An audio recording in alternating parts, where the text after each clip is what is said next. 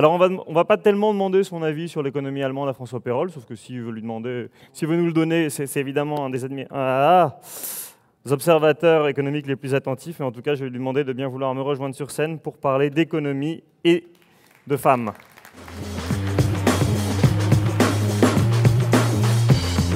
Monsieur le Président, vous avez un micro, il y a à peu près le timer.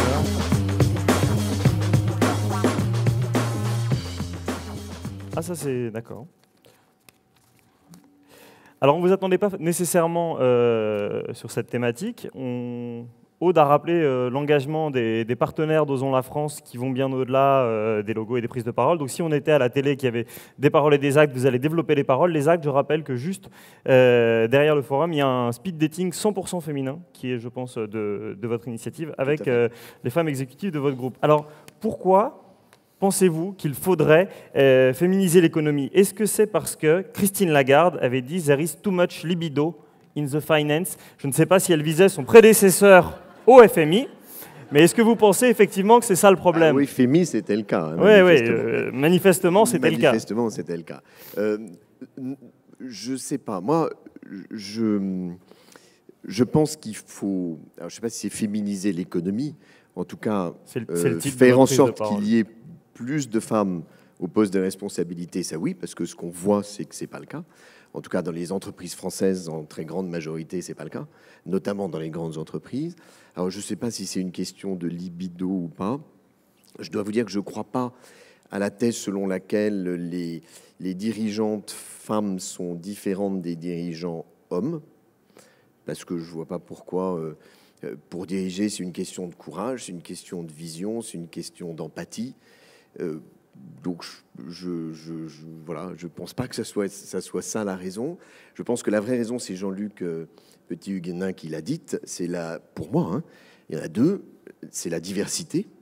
C'est-à-dire que imaginez un comité de direction générale ou un comité exécutif où il n'y ait que des hommes inspecteurs des finances de 49 ans. C'est un truc atroce. Je vous laisse imaginer ça. Énarque, tout ça. Enfin, vous voyez, un truc assez épouvantable. Je vois assez bien, j'en ai déjà animé. Voilà.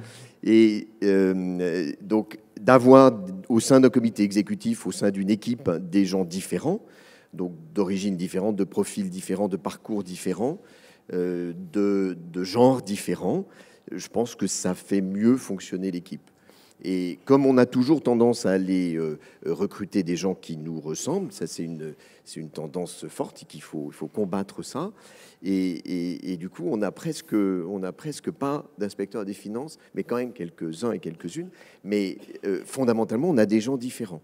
Alors au comité de direction générale de BPCE, on est 6, il y a 2 femmes. Donc ça fait un tiers. Oui, c'est pas mal. Je sais pas, c'est vous le banquier. Oui, c'est ça, voilà. Et comité exécutif, on est 20, il y a 6 femmes. Pour moi, c'est très important. Quand je suis arrivé dans le groupe, on est un groupe de banques où il y a des banques régionales. On réunit les dirigeants des banques régionales. Ils étaient 37, 36 hommes, une femme. Moi, je suis allergique au club d'hommes, je ne sais pas du tout ce que... L'Automobile Club de France, que je respecte beaucoup, est un truc que je trouve bizarre parce qu'il n'admet pas les femmes.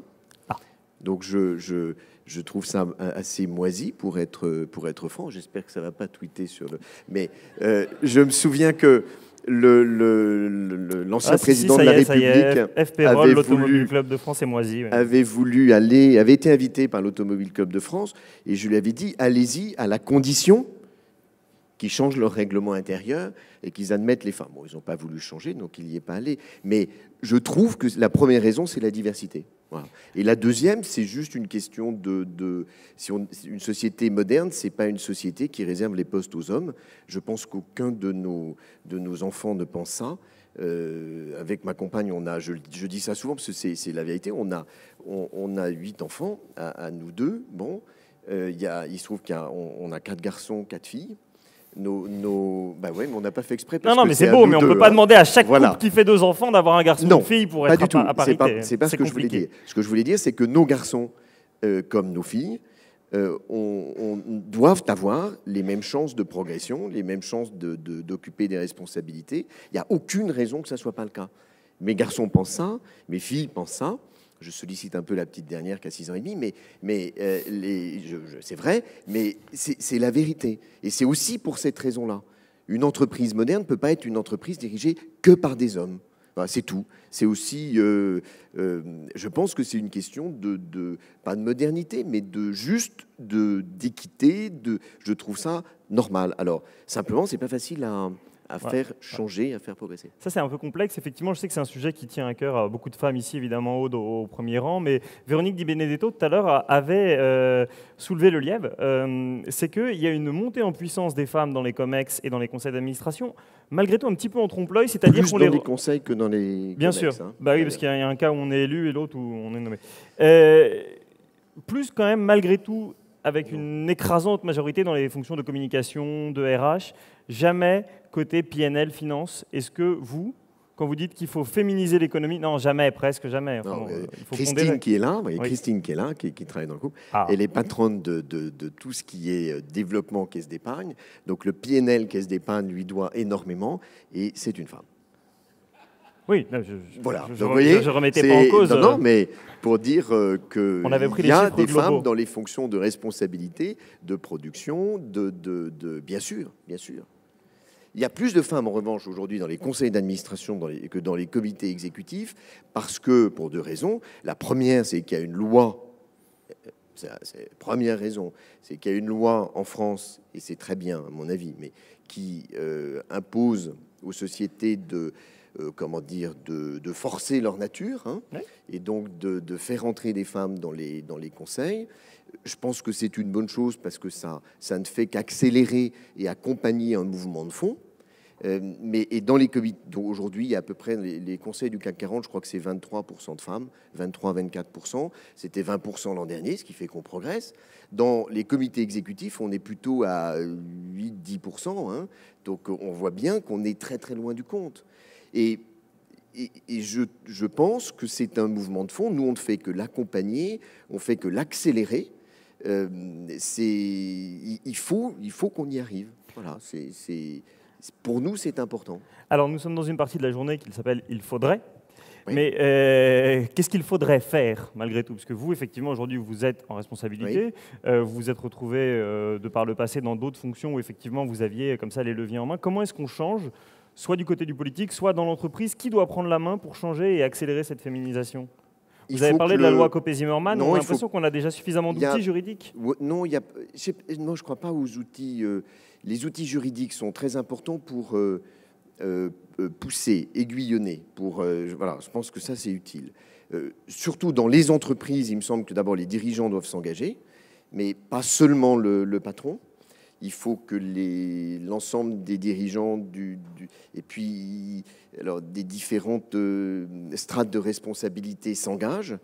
Quand on a commencé de parler de ce sujet dans le groupe, dans les réunions de dirigeants, donc quand il est 37 avec 36 hommes et une femme, au début, il rigolait, genre, bon, il veut nous occuper, en fait, il veut faire sa pub, voilà. Bon, puis maintenant, il y a 5 femmes dirigeants, enfin, bientôt 5, sur les 36, parce qu'on a fait une petite fusion, mais donc ils rigolent moins, et le sujet commence de les intéresser. Et ils se rendent compte que dans leurs entreprises, c'est un sujet qui intéresse leurs collaborateurs, leurs salariés. Donc, ils s'y mettent. Donc, il faut l'engagement, première condition à mon avis, il faut l'engagement de la direction générale, il faut l'engagement du patron, il faut l'engagement des différents niveaux de responsabilité derrière. La deuxième chose qu'il faut faire, et ça c'est ce que montrent un peu les études sur le sujet, c'est qu'il faut se donner des objectifs quand même, et puis les suivre. C'est-à-dire, c'est des trucs un peu pénibles, mais je pense qu'il faut suivre des indicateurs. Voilà, regarder nous, on regarde par exemple, on essaye de faire progresser dans les formations de patrons, de dirigeants, on essaye d'avoir une proportion de femmes qui croient, parce qu'il faut préparer justement ce mouvement-là. Donc on était en dessous de 20%, maintenant on était à 36%, notre objectif c'était 35% en 2014, donc on progresse, on suit. Et ça, c'est la deuxième condition. Puis la troisième chose qu'on fait, c'est qu'on essaye d'adapter nos outils de... Alors, j'aime pas ça. J'aime pas ressources humaines, c'est un truc qui me... Mais bon, quand même, notre politique de gestion du capital des hommes, humain, comme disait voilà, Lemike. ouais, c'est pas...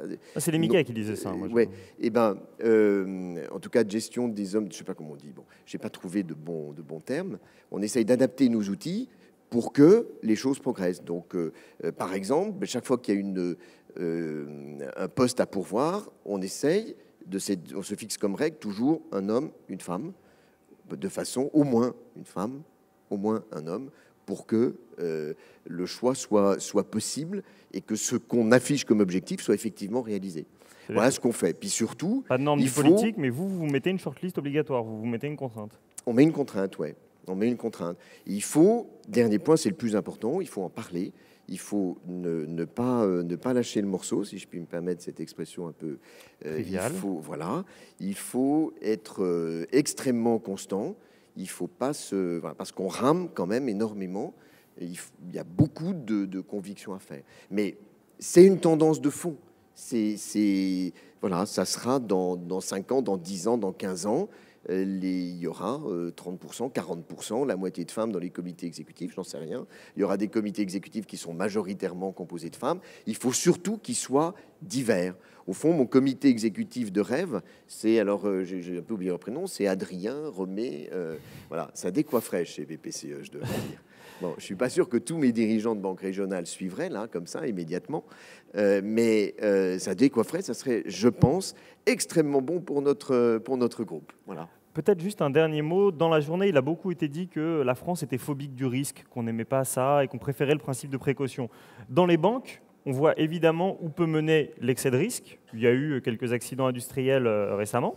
Ouais. On va dire ça comme ça. Ouais, c'est gentil comme ça. Je vous en prie. Est-ce que vous pensez que cette diversité et cet équilibre homme-femme, ça aurait permis de prévenir des risques? Il y a eu un certain nombre de thèses. J'ai vu que vous n'étiez pas naturaliste au début. Non, c'est la thèse de la libido.